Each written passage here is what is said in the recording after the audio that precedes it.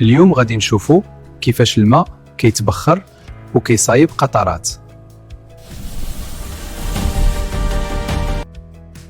ملي كنسخنوا الماء كيبدا يتحول للبخار ويطلع الفوق.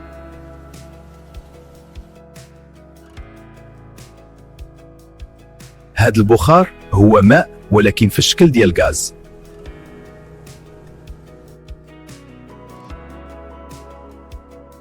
ملي كيلمس البخار سطح بارد كيبدا يتحول من جديد للماء.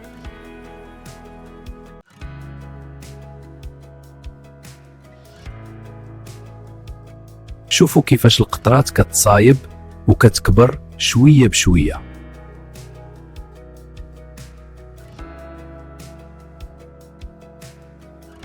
هذه هي عملية التبخر والتكاتف. إلا بغيتوا تشوفوا تجارب علمية أخرى فمختبر ساي إكس تابعنا.